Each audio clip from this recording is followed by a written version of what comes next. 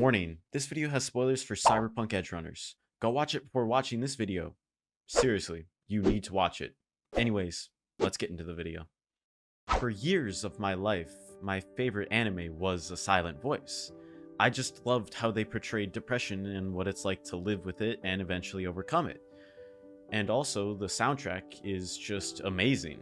Now, I said it was my favorite because once I watched Sunny Boy, that anime became my favorite. Every single episode of Sunny Boy makes you think about life and has a bunch of different meanings and ways you can interpret each episode. And once again, it has an amazing soundtrack. Gotta love toes, am I right? Anyways, Sunny Boy, like A Silent Voice, was my favorite anime. That was until I watched Cyberpunk Edgerunners. I surrender! Now, like most of my videos, I'm going to tell you my thoughts on the show and how I interpreted it. Just know that mine and other people's videos on Cyberpunk are all our own interpretations and what we got. I bet you might have gotten something different, so please comment down below what you got from the show. I'm always curious to see other people's views on the world. Alright, let's get into the analysis. Cyberpunk Edgerunners is an anime like no other. And that's because it's an anime made in Japan that is based off of Western media. One thing that stood out to me was how well developed the world was. Everything in the background is meticulously placed. If you rewatch it, you'll start to notice so much world building that just happens in the background for like 2 seconds and then it's gone. When something happens in the show, you don't question it because you believe it. The anime drops so much information about the world and its lore through nothing but characters and interactions.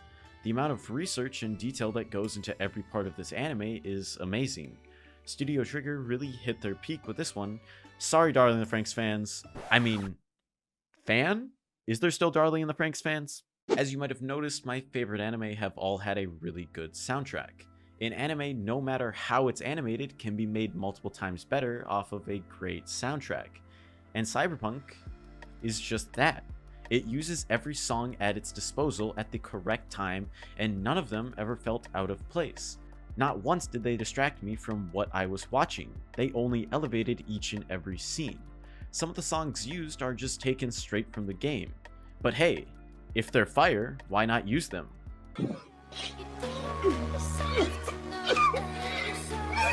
I actually never played or read Cyberpunk before this. What got me to watch it was hearing the song I Want to Stay at Your House. After hearing it, I knew I had to watch it because from the song alone I could tell that the ending was probably gonna be sad. And well, it was. The ending of Cyberpunk made me cry multiple times. The ending was amazing and I hated it. I didn't think that David would die at the end. I didn't. No, I couldn't accept it. I just wanted a happy ending.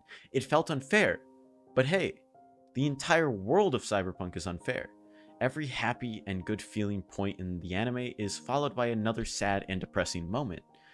Life is unfair. That's not just a Cyberpunk thing. But even with all the bad and unfairness, some good does happen. Lucy gets to accomplish her dream, which in turn was David's dream. If you didn't notice, the whole original crew at the beginning of the show all die, except for Lucy.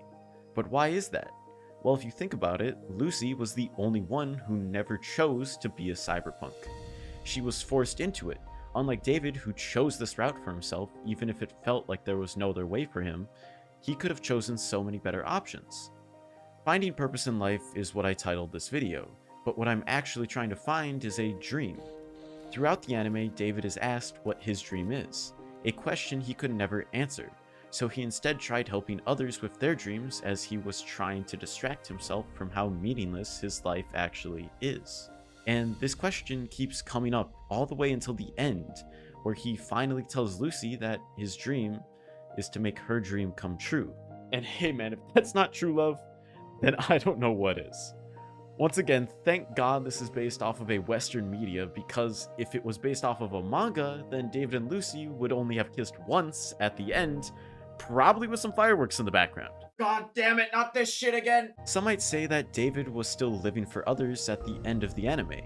You could say that, but to me at the end, he found a reason to live. Up until that point, he never really had a reason to live, a dream to strive for.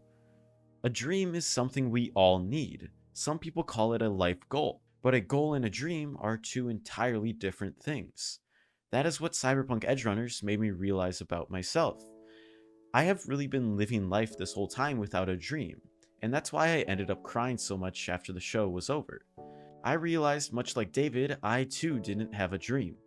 I would just get into a random hobby or tell myself things will get better after I do this, only to find out nothing changed and move on to the next thing.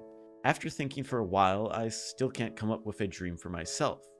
A dream is something you dedicate your life towards. Of course, once you accomplish a dream, trying to find a new one is a different story.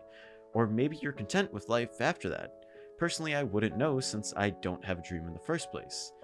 I am more happy though with life right now because now that I realize I don't have a dream, I can start to actually look for one, since before I wasn't really searching. I feel like this is a problem that others might have and might not realize they have. Remember, a dream and a goal are two entirely different things. Cyberpunk Edgerunners made me realize this, and reminded me once again why I love anime.